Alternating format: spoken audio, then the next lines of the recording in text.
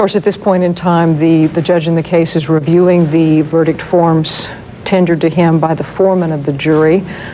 He may be going to announce the verdict in the 4 counts that apparently have been decided by the jury.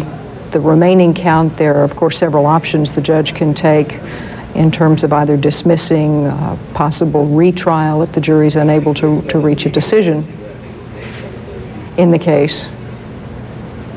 But at this point in time, the court is reviewing the verdict forms to be sure they are correct, they are signed in proper form, and then we'll see whether or not he's made a decision to announce those verdicts and to make some disposition of the 5th count.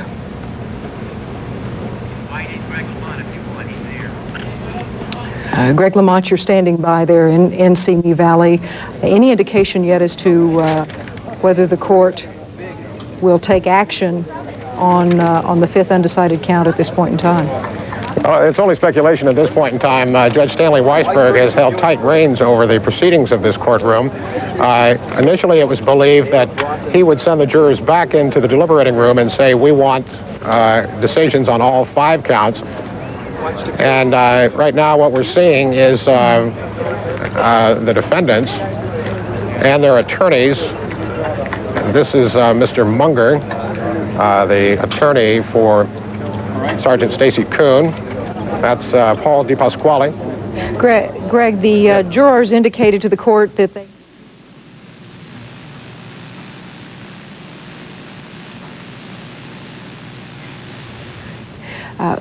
Greg, the jurors apparently told the judge that they had deliberated 3 days on the remaining count, which remains undecided at this point. Do you know whether they indicated they were actually deadlocked or felt that further deliberations might help? We were told that they were deadlocked. What that deadlock was, either 10-2, 8-4, we just don't know. Another scenario to this could be that he may decide that if it's one of the lesser charges, to go ahead and accept a mistrial on that count and allow the other 4 to go into effect and the verdicts to be read. Title, court, and cause. We, the jury, in the above entitled action, find the defendant, Lawrence M. Powell, not guilty of the crime of assault by force likely to produce great bodily injury and with a deadly weapon, in violation of Penal Code Section 245A1, a felony, as charged in count 1 of the amended indictment. This 29th day of April, 1992, signed by the foreman.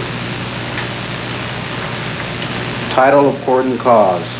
We, the jury, in the above entitled action, find the defendant, Timothy E. Wind, not guilty of the crime of assault by force likely to produce great bodily injury and with a deadly weapon, in violation of Penal Code Section 245A1, a felony, as charged in count 1 of the amended indictment. This 29th day of April, 1992, signed by the foreman. Title of court and cause. We, the jury, in the above entitled action, find the defendant, Theodore J. Brasino, not guilty of the crime of assault by force likely to produce great bodily injury and with a deadly weapon, in violation of Penal Code Section 245A1, a felony, as charged in count 1 of the amended indictment. This 29th day of April, 1992, signed by the foreman. Title of court and cause.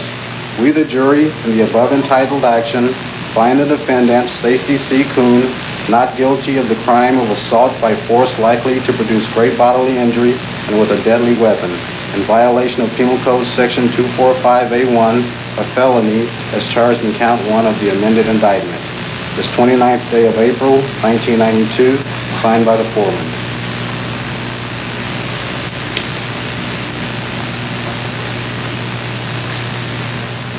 Title of court and cause. We, the jury, in the above entitled action, find the defendant, Timothy E. Wind, not guilty of the crime of officer unnecessarily assaulting or beating any person, in violation of Penal Code Section 149, a felony, as charged in count 2 of the amended indictment. This 29th day of April, 1992, signed by the foreman. Title of court and cause. We, the jury, in the above entitled action, find the defendant, Theodore J. Brasino, not guilty of the crime of officer unnecessarily assaulting or beating any person in violation of Penal Code Section 149, a felony, as charged in count 2 of the amended indictment. This 29th day of April, 1992, signed by the foreman. Title of court and cause.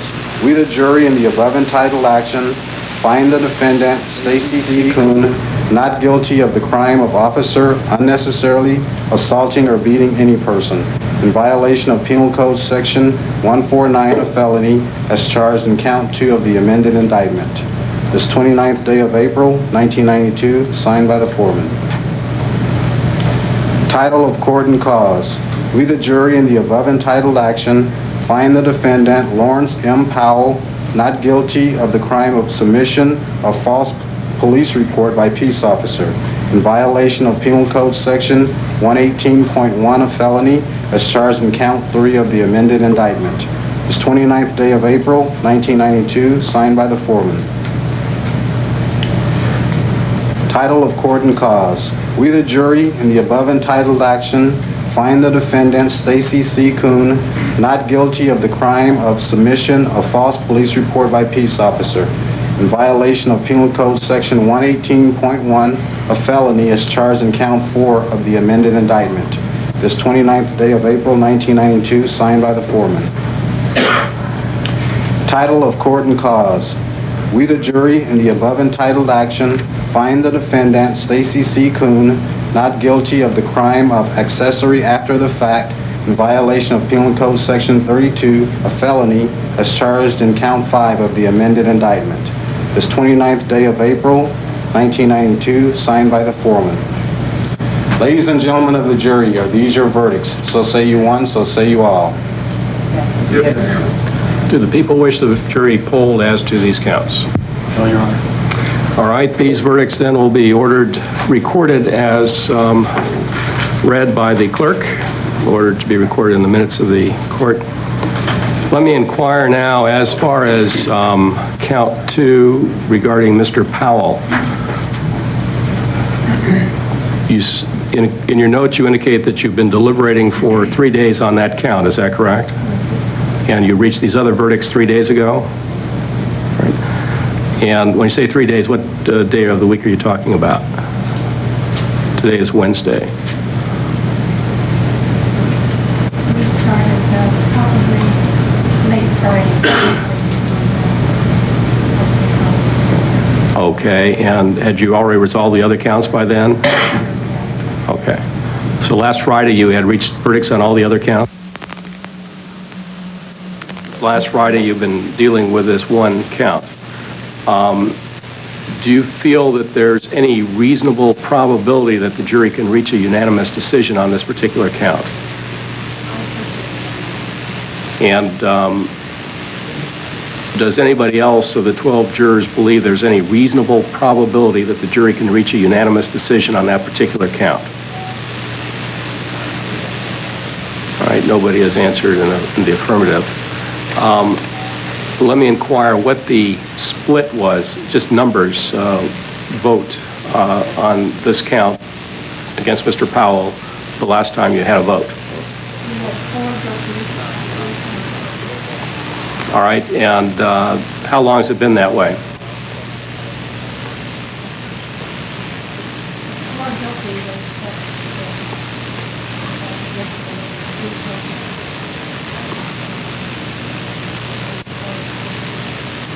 All right, and do you feel that there's any reasonable probability that all 12 jurors will agree on that particular count? All right. All right, let me ask each one then individually whether or not you feel that there's a reasonable probability that a verdict could be reached on count 2 in regards to Mr. Powell. I'll just go through them by numbers here. Juror number 1, juror number 2, number 3, number 4, number 5, number 6, number 7, number 8, number 9, number 10, number 11, number 12. All right, based upon that, the court finds that there's no reasonable probability that a verdict can be reached, and a mistrial is declared as to that count 2, in regards to Mr. Powell, and the jury is discharged from further service on this case. And let me just say this to you all, ladies and gentlemen, that you've put in a lot of time and effort in this matter, starting in February. We've been hearing Judge Stanley Weisberg polling the jurors to satisfy himself that a deadlock, in fact, has occurred in count 2 against the defendant, Lawrence Powell, unable to reach a decision on that count. The judge is now making final remarks to the jurors as he discharges them on this particular case, and of course thanking them for this service in a very difficult deliberation. Greg Lamont, you're standing by there. Lawrence Powell was the officer accused of delivering the most blows to King, obviously the count that gave the jury the most difficulty. Absolutely, and I'll try to explain to friends of mine outside of this trial who would say the videotape speaks for itself. If you've been in this trial and you've heard all of the testimony in it, you begin to realize that maybe the videotape doesn't speak for itself. They had dozens of witnesses come in and give all kinds of testimony as to why these beatings occur the way they do, the fact that police officers work in these kinds of conditions, and these are the tools that they're given to work with, i.e. the baton, and that these are the tools they're given, and that's what the kind of jobs that they have to do. And the fact that this thing was caught on videotape only shows society what police officers do in their daily lives, and that is sometimes they have to use those batons to subdue suspects. Obviously, they found that the others were innocent of all charges against them, and I would imagine right now that Mr. Powell is breathing some sigh of relief because he was found innocent on the charge of assault with a deadly weapon, but he told us that he did not want to see a mistrial in this case because he is afraid that the district attorney's office will be forced politically to refile the charges against him, and here's a man who wants to get on with his life. He says this will only further complicate matters for him. Well, it was very difficult to hear the judge in his questioning of the jurors. Let's listen to what he's saying at this point in time to the defendants. They are discharged from further restraint on this case. In regards to the defendant Powell, do the people have any statement at this time as far as your intent in regards to count 2? Yes, Your Honor. We'd like to put the Saturday aside for another day. I believe it's probably our intent to retry Mr. Powell on this matter. All right. You want to have it calendared for another date, is that correct? That's correct, Your Honor. All right. Do you have a date in mind? Any date that's convenient with court and counsel. Mr. Stone? Your Honor,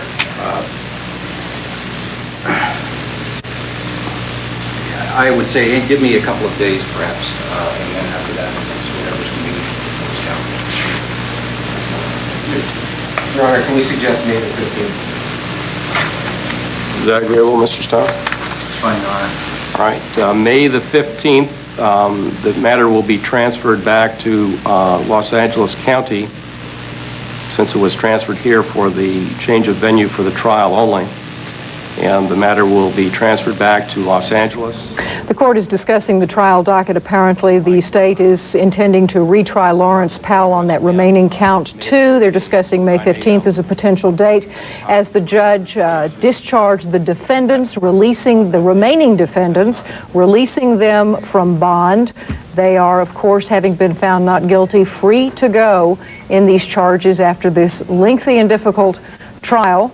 But apparently, as we heard, the defense counsel and prosecution were discussing a trial date very rapidly to retry Lawrence Powell on that count 2 of use of excessive force. And the world today will continue with more on this story right after this. Statement here.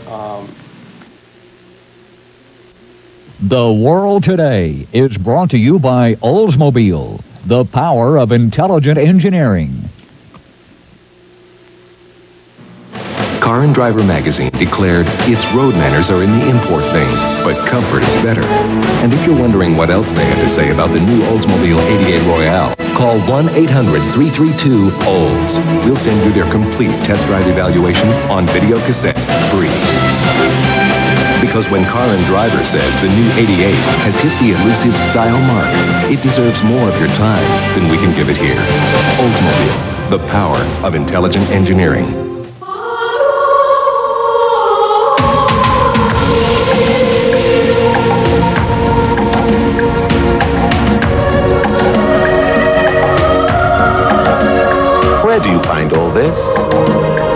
If you said the Bahamas, you're not only right, you're close. The Bahamas, the country Columbus first set foot on. For a free guide to the Bahamas.